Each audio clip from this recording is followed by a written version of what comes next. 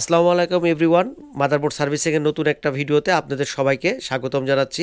আজকে কথা বলবো এইচপি এলিটবুক 840G5 এই ল্যাপটপটা নিয়ে। i5 8 জেনারেশনের ল্যাপটপ। আমি এই ল্যাপটপের এই মাদারবোর্ডের টোটাল স্ট্যাটাসটা কী কন্ডিশনে ছিল আমি ভিডিও নিয়েছি। আমি চেষ্টা করব ওইটার কিছু অংশ আমি আপনাদের সাথে শেয়ার করব, যে 110 অথবা 130 এরকম অ্যাম্পিয়ার ওঠে এবং সেই অ্যাম্পিয়ারের পরে মানে সব ভোল্টেজগুলো ছিল সেই সময়ে, যে 3 ভোল্ট, 5 ভোল্ট, 1 ভোল্ট, 1.8 ভিসিসি আইওএসে সব ভোল্টেজ ছিল। কোর জেনারেট হচ্ছিল না। সেই সময় আমি এই মাদারবোর্ডের ভিআরএম চিপ যেটা কোর আইসি সেটার রিকোয়ারমেন্টসগুলো চেক করছিলাম, কি কন্ডিশন ছিল সেটা দেখব। তো ফাইনালি আলহামদুলিল্লাহ মাদারবোর্ডটা একদম রেডি অবস্থা চলে আসছে। এলিটবুকের 840G5 এখানে সিরিয়াল নাম্বার সহই আছে। তো এই মাদারবোর্ডটা আমরা রেডি করছি লাস্টলি সব কিছু ঠিক থাকার পরে, শুধুমাত্র বায়োস করাপ্ট হয়ে যাওয়ার কারণে কিন্তু নো ডিসপ্লে হয়ে গেছিলো। কিভাবে এই মাদারবোর্ডগুলোর বায়োস বিল্ড করতে হয় আজকের ভিডিওতে ডিটেলস আপনাদের সাথে শেয়ার করব। আশা করি বায়োস বিল্ড আপনাদের কাছে অনেক অনেক ভালো লাগবে। যারা এই প্রসেসটা জানেন না, আজকের ভিডিও থেকে আপনারা ভালো একটা ইনফরমেশন পেয়ে যাবেন। তো ভিডিওটা যদি ভালো লাগে তাহলে অবশ্যই একটা লাইক দিয়ে দিবেন। বায়োস বিল্ডের টোটাল প্রসেসটা আজকে থাকছে ভিডিওতে, এবং এইটার পরে আমি এইটার কিছু অংশ মানে এইটার যে প্রিভিয়াস স্ট্যাটাসটা সেইটার ভিডিওটা আমি দিয়ে দেব। তারপরে বায়োস বিল্ডের অংশটা আমি দেব।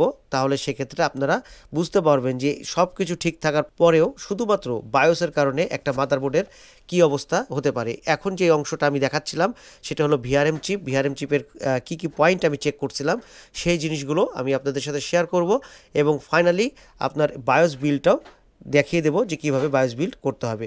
তো এই মাদারবোর্ডটা হলো নো ডিসপ্লে প্রবলেমে আছে। কানেক্টারে জ্যাকটা দিয়ে রাখছি, এবং অ্যাম্পিয়ার যদি আমি দেখাই, অ্যাম্পিয়ার দেখেন 19 অ্যাম্পিয়ার উঠে আছে এবং 19 ভোল্ট সিলেকশন আছে। তো আমি সুইচ করে আমি আপনাদেরকে দেখাবো মাদারবোর্ডের স্টেটটা কোন পর্যন্ত যাচ্ছে নো ডিসপ্লে অবস্থানে, এবং এই ধরনের মাদারবোর্ডগুলো সলভ আপনারা কিভাবে করবেন সেটা নিয়েও আলোচনা করব। তো প্রথমে আমি মাদারবোর্ডটা অন করার আগে মাদারবোর্ডের কিছু কম্পোনেন্টস আগে আমি দেখাই দিই আপনাদেরকে, যে এই মাদারবোর্ডগুলো কিন্তু আপনার এনভিডিসি টেকনোলজিতে চলে। তার মানে অ্যাডাপ্টারে যে 19 ভোল্ট দেওয়া হয়, এই 19 ভোল্টটা কনভার্ট হয়ে ন্যারো ভোল্টেজে কনভার্ট হবে।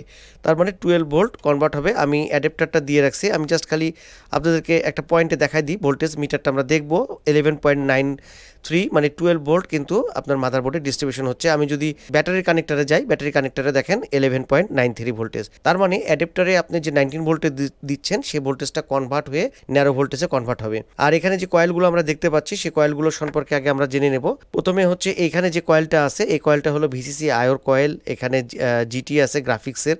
এই দুইটা হলো আপনার সিপিইউ কোরের জন্য, এটা ভিসিসি এসে। এটা চিপসেটের জন্য কয়েল থাকে 1 ভোল্ট অলওয়েজ থাকে, 3 ভোল্ট কয়েল এবং 5 ভোল্টের কয়েল। এখানে 1.8 কয়েল আছে, আর এখানে হলো ব্যাটারি কয়েল। এখন এই মাদারবোর্ড যদি নো পাওয়ার হয়ে যায়, সাধারণত মাদারবোর্ডগুলো ম্যাক্সিমামই যেটা প্রবলেম হয় সেটা হচ্ছে আপনার শর্টিং হয়ে যায়।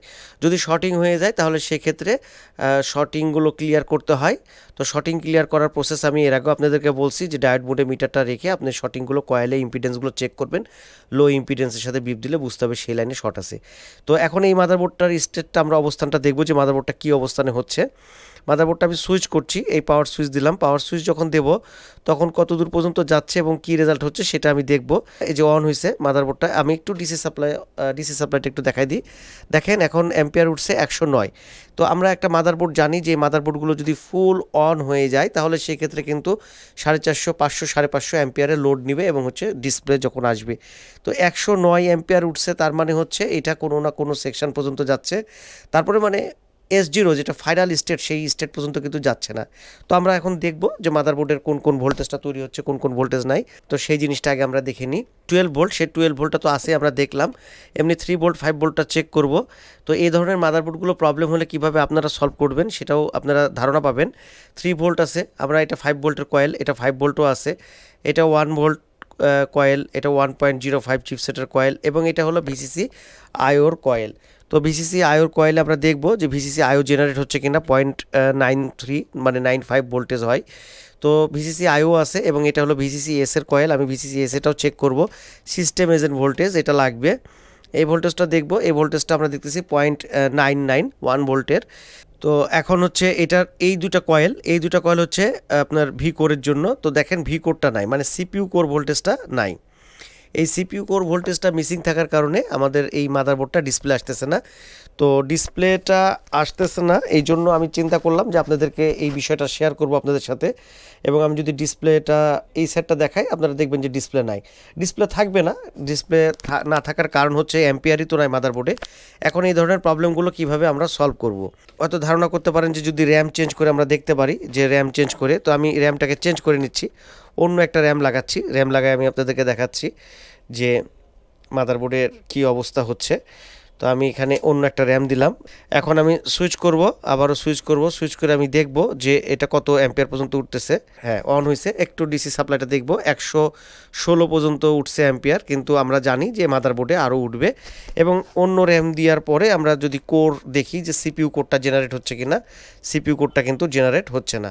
তো সেই ক্ষেত্রে এই মাদারবোর্ডগুলোর কি প্রবলেম হতে পারে, আমি আরেকটা জিনিস আপনাদেরকে আমি দেখাতে পারবো যে এখানে যে কোর মানে সিপিইউ কোড যে জেনারেট হচ্ছে না, সেক্ষেত্রে আমাদের ভিআর অ্যানাবলটা আছে কিনা সেটা আমাদেরকে চেক করতে হবে। তা আমি ভিআর অ্যানাবলটা দেখতে গেলে ওই পাশে মাদারবোর্ডের ওই সাইডে ভিআরএম চিপ আছে, আমি ডিসকানেক্ট করলাম। সেই চিপটাতে আমরা ভিআর অ্যানাবলটা আছে কিনা সেটা দেখব, এবং এই ধরনের প্রবলেম হলে কিভাবে আপনারা সলভ করবেন সেটা নিয়েও আলোচনা করব।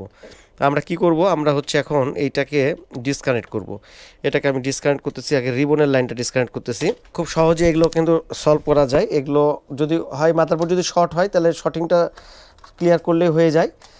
আর একটা প্রসেস হচ্ছে যে যদি শর্ট না হয় তাহলে এটা একটু সাইডে রাখো। আমি দেখা দিচ্ছি আপনাদেরকে।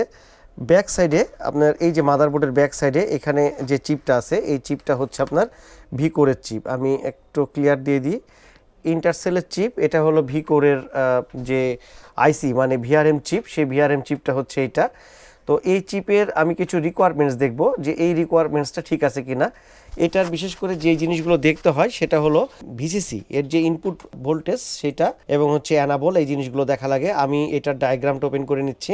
তো ডায়াগ্রামটা ওপেন করে নিয়ে আমি আপনাদেরকে দেখাবো হচ্ছে ভিআর অন সেটা তৈরি হচ্ছে কিনা। তো এটার নাম্বারটা হচ্ছে আমরা আগে দেখব। এটার নাম্বার হলো U660000। তো আমি এখানে সার্চ দেবো U660000। আমি ডায়াগ্রামে গেছি, ডায়াগ্রামে গিয়ে U660000 এইটাতে আমি দিয়ে ইন্টার দেব। তো আমাদের এখানে ভিআরএম যে চিপটা সেটা চলে আসছে। তো এই চিপের আমি 40 নাম্বার পিনটা, আচ্ছা আমি আর একটা কাজ করি আপনাদের সুবিধার্থে। তো এটা বোর্ড ভিউ মাদারবোর্ডের, এইটা হচ্ছে ভিআরএম চিপে আমি যাব U660000, এবং এটা 40 নাম্বার পিনটা হলো ভিআর অন। ভিআর অন মানে হচ্ছে ভিআর অ্যানাবল, যে ভিআর অন। তো আমি 40 নাম্বার পিনে দেখব যে এটার অ্যানাবলটা আছে কিনা। তো সেটা দেখার জন্য আমি কি কাজ করব, আমি হচ্ছে ডিসি এখানে এই জ্যাকে কানেক্টরটা দিয়ে দেবো। মাদারবোর্ডটা অন হচ্ছে কিনা সেটার দিকে খেয়াল রাখবো, মাদারবোর্ডটা অন করে দেবো। মাদারবোর্ডটা অন থাকা লাগবে, মাদারবোর্ডটা অন হয়ে গেছে। এবার ভিআর অনটা আছে কিনা সেটা দেখব। যেহেতু আমাদের ভি কোড তৈরি হচ্ছে না, তো আমরা এখন 40 নাম্বার পিন, আমি একটু ক্যামেরায় দেখাবো, একটু ক্যামেরার দিকে দেখাবো। আমরা 40 নাম্বার পিন, এটা হচ্ছে 40 নাম্বার পিন। 40 নাম্বার পিনে আমি একটু মিটার দেখাবো। এবার মিটারে 2.9 ভোল্ট আসছে, তার মানে ভিআর অনটা আছে। এরপরে আমরা আরও দুইটা পিন দেখব। সেই দুটা পিন হচ্ছে এই চিপের, এই ভিআরএম চিপের হচ্ছে ইনপুট ভোল্টেজ কি কি আছে সেই দুটো জিনিস আমরা দেখে নিই। একটা হলো ভিন আর একটা হলো ভিসিসি মানে 33 এবং 34। তো 33 এবং 34 নাম্বার পিনটা আমরা দেখব। 33 এই পিনটা দেখব, এই পিনে থাকবে হলো 12 ভোল্ট। তো 12 ভোল্ট আমরা পাচ্ছি। আচ্ছা মিটারে আসতেছে, হ্যাঁ 12 ভোল্ট আসতেছে। তারপরে হচ্ছে 34 নাম্বার পিন, এটা হলো 5 ভোল্ট থাকবে। তো সেই 5 ভোল্টও পাচ্ছি। তো আমরা কি পেলাম, দুটা ভোল্টেজই পেলাম, এবং অ্যানাবলটাও কিন্তু পাচ্ছি, ভি কোড নাই। এরকম সিচুয়েশন হলে, এবং মাদারবোর্ডটা কিন্তু অন হয়ে আছে, আমরা ডিসি সাপ্লাইটা একটু দেখাবো। ডিসি সাপ্লাই দেখেন এই কন্ডিশন। তো সব কিছু কিন্তু ঠিক আছে। আমি যদি এই কন্ডিশন থেকে আপনাদেরকে কি দেখাবো, এটা হলো ভোল্টেজগুলো আমরা তো চেক করলাম সবই, আমি সবগুলো ভোল্টেজই চেক করছি। তো এখানে কিন্তু সব সেকশনে ভোল্টেজ আছে। র্যামটাও চেঞ্জ করলাম, মাদারবোর্ডের অ্যাম্পিয়ার উঠতেছে না। এখন যে কাজটা করতে হবে, এবার আসেন আপনাদেরকে সেই জিনিসটা দেখাই দিই যে এই মাদারবোর্ডটা কি প্রবলেম হয়েছে। এই মাদারবোর্ডটাতে অ্যাকচুয়ালি বায়োসের প্রবলেম হয়েছে। বায়োস যদি এরকম হয় তাহলে কিন্তু আপনার এরকম লোড কম নিয়ে থাকবে। তো বায়োস দুইটা থাকে এই মাদারবোর্ডগুলোতে। তো এইখানে দুইটা বায়োসের ভিতরে এখানে একটা আছে সিকিউরিটি বায়োস আর একটা আছে হলো মেন বায়োস। এই যে এখানে মেন বায়োস। তো আমরা যেটা করব মেন বায়োসটার প্রপার্টিসটা আমরা দেখব। মেন বায়োসটা হলো 25Q256JB EQ, এটা হলো চিপ নাম্বার। তো এটা হলো 32 MBর হয়। তো এই চিপটা আমরা কি কাজ করব, এটার হলো আমরা ব্যাকআপ নেব। তো ব্যাকআপ নেওয়ার পরে এটা থেকে আমরা বায়োস বিল্ড করব। তো আমি এক কাজ করি, এখন হচ্ছে প্রোগ্রামার দিয়ে এটাকে সেভ করে নেব ফাইলটাকে। তারপরে আমি নতুন করে বায়োস প্রোগ্রাম করার পরে আমি এই মাদারবোর্ডটা দেখাবো আপনাদেরকে যে মাদারবোর্ডটা এম্পিয়ার নিচ্ছে কিনা এবং সব ঠিকঠাক আছে কিনা সেইটা। তো মাদারবোর্ডের পার্ট নাম্বারটা আপনারা এখান থেকে দেখে নেন। মাদারবোর্ডের পার্ট নাম্বার হলো, এই পাশ থেকে আমি এভাবে ঘুরাই দিলে আপনাদের জন্য সুবিধা হবে, 6050A2945601। এইটা হলো বায়োস চিপ। এই বায়োস চিপটাকে আমি এখন নতুন করে প্রোগ্রাম করব। প্রসেসটা কি সেটা আপনাদের সাথে পুরো ডিটেলস শেয়ার করব। এবং বর্তমান লাস্ট যে অ্যাম্পিয়ারটা সেটা আপনারা দেখলেন, লাস্ট অ্যাম্পিয়ারটা উঠতেছে 111 120 এই লেভেলে যাচ্ছে। তো আমি যখন নতুন করে বায়োস করব তারপরে ঠিক হবে হচ্ছে কিনা সেটাও আমরা দেখব। তো সাথে থাকেন ভিডিওটার, আশা করি ভিডিওটা ভালো লাগবে, কারণ আমি আজকের ফুল প্রসেসটাই দেখাবো যে কিভাবে বায়োসটা প্রোগ্রাম করব 115। তো এই কন্ডিশনে কিন্তু মাদারবোর্ড থাকতেই পারে। অনেক সময় আমরা এরকম মাদারবোর্ড পাই যে সব সেকশনে ভোল্টেজ আছে তারপরে নো ডিসপ্লে। শুধুমাত্র বায়োসের কারণে কিন্তু এই মাদারবোর্ডগুলো এরকম প্রবলেম হয়ে যায় এবং র্যাম ভোল্টেজ থেকে শুরু করে সব ভোল্টেজ কিন্তু এই মাদারবোর্ডে আসে। আমি দেখাই দিচ্ছি আপনাদেরকে, র্যাম ভোল্টেজটাও দেখাই দিই, এটা তখন দেখানো হয়নি। র্যাম ভোল্টেজ হলো 1.2, এই ভোল্টেজটাও কিন্তু আসে। র্যাম ভোল্টেজ আছে এখানে 5 ভোল্টেজ আছে, 5 ভোল্ট, এটা 3 ভোল্ট, 1 ভোল্ট, তারপর 1.05 চিপসেটের ভোল্টেজ, ভিসিসি এসএ ভোল্টেজ, সব ভোল্টেজগুলো কিন্তু আমরা পাচ্ছি। ভিসিসি আইও ভোল্টেজ সবই পাচ্ছি, শুধুমাত্র সিপিইউ কোডটা নাই। তো আমরা এখন জাস্ট খালি এটা কি করব, বায়োস নতুন করে প্রোগ্রাম করব। প্রোগ্রাম করার পরে আমরা দেখব যে এই মাদারবোর্ডটা রানিং হচ্ছে কিনা। লাস্ট অ্যাম্পিয়ারটা আছে হলো 111। তো চলেন আমি এটা সেভ করে নিই, তারপর কম্পিউটার স্ক্রিনে গিয়ে কিভাবে বায়োস বিল্ড করব আমরা সেই প্রসেসটা আমি আপনাদের সাথে শেয়ার করতেছি। তো বায়োস বিল্ড করার জন্য প্রথমে আপনাদেরকে যে কাজটা করতে হবে সেটা হলো বায়োসটাকে ব্যাকআপে নিতে হবে। তো বায়োস দুইটা থাকে, একটা ইসি বায়োস অথবা সিকিউরিটি বায়োস, আর একটা থাকে মেন বায়োস। বায়োস আমি এখানে মাদারবোর্ডের অপোজিট সাইড করে আমি দেখাইছিলাম মাদারবোর্ডের যে দুইটা বায়োস থাকে। তো দুইটা বায়োসের মধ্যে আপনারা কাজ করবেন হলো ব্যাকআপ, যেটা হলো মেন বায়োস, এই যে এখানে থাকে যেটা মেন বায়োস 32 MBর হয়। এই বায়োসটাতে কাজ করলে কিন্তু মাদারবোর্ড রানিং হয়ে যাবে এবং আমি এই বায়োসটাতেই কাজ করছি।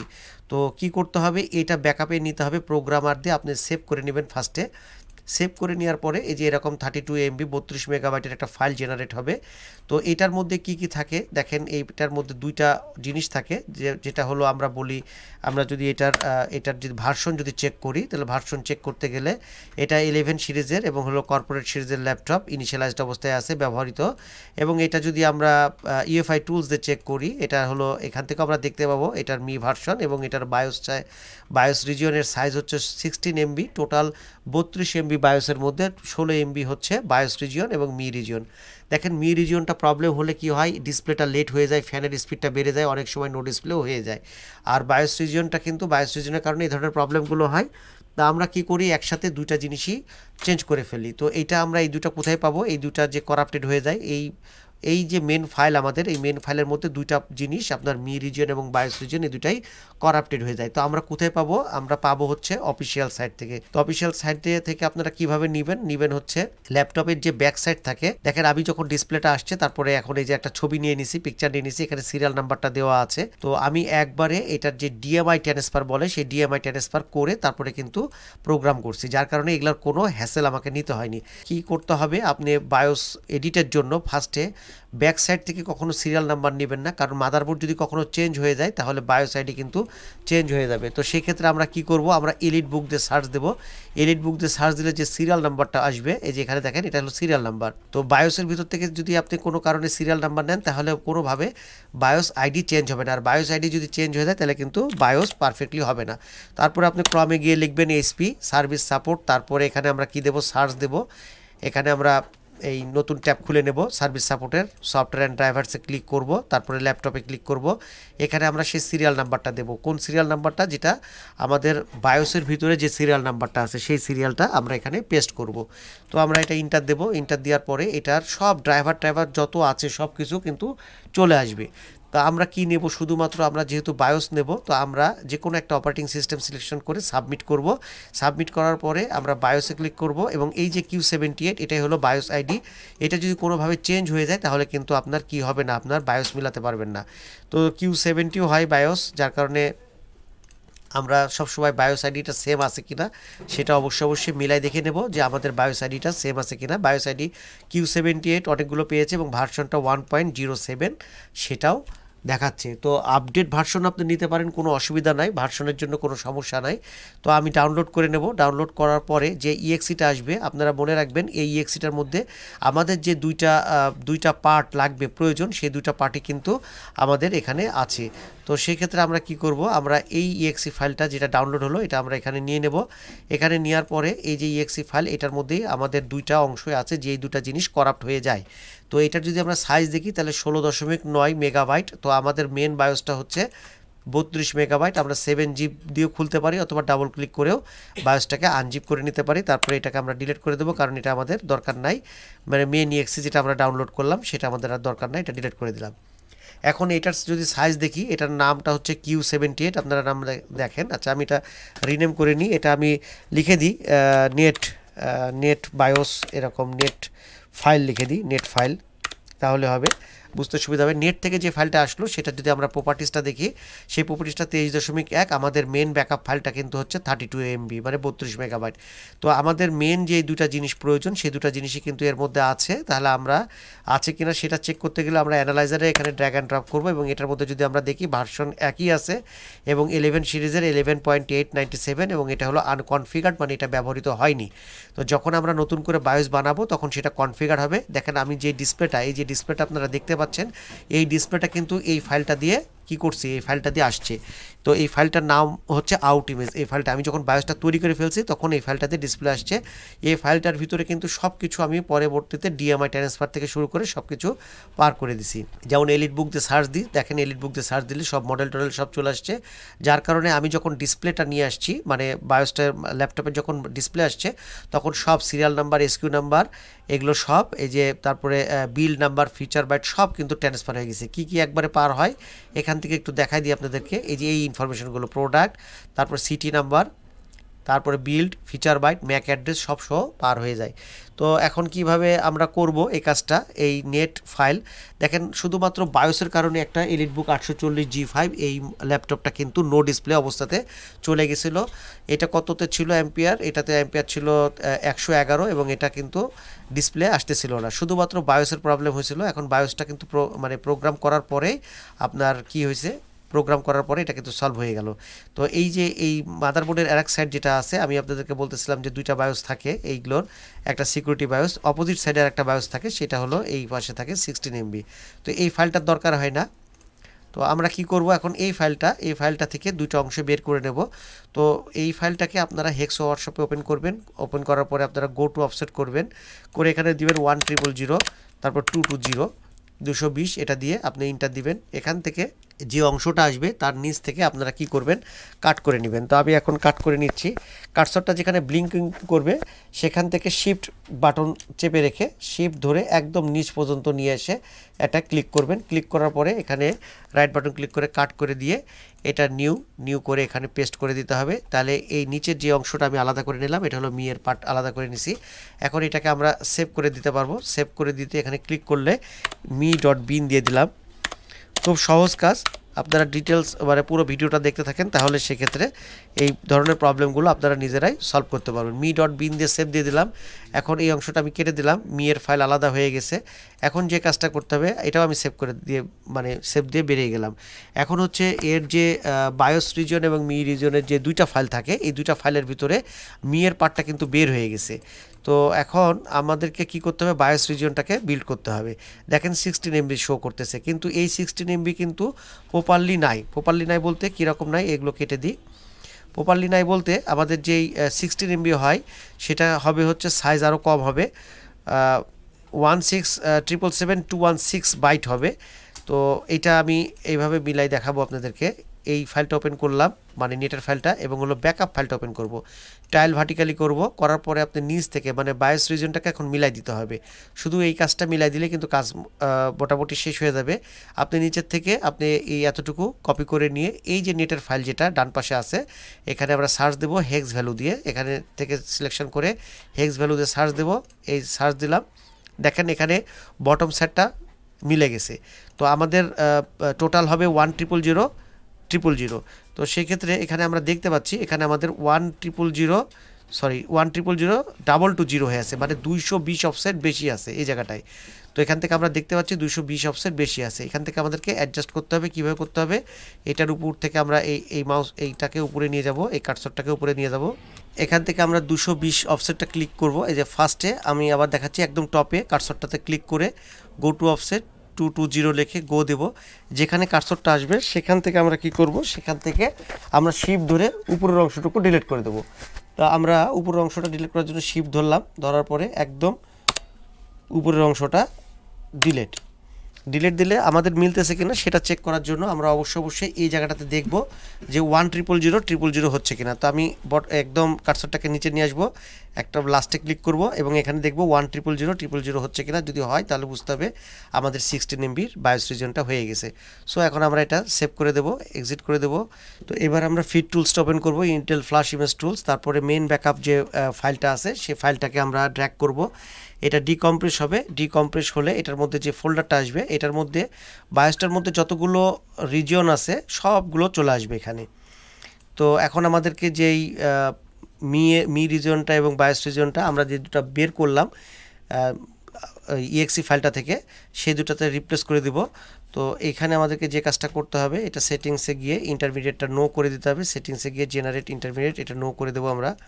তো এখানে ক্লিক করে নো, তারপরে এখান থেকে আমরা সেভ অ্যাজ করে বেরিয়ে যাব। আর কোনো কাজ নাই এখান থেকে বেরিয়ে গেলাম। তো এখন আমাদেরকে এই দুইটা ফাইল, এই মি রিজন এবং বায়োস রিজন, এই দুটো ফাইলকে আমরা সেই ডিকম্প্রেস ফোল্ডারের মধ্যে আমরা দিয়ে দেব।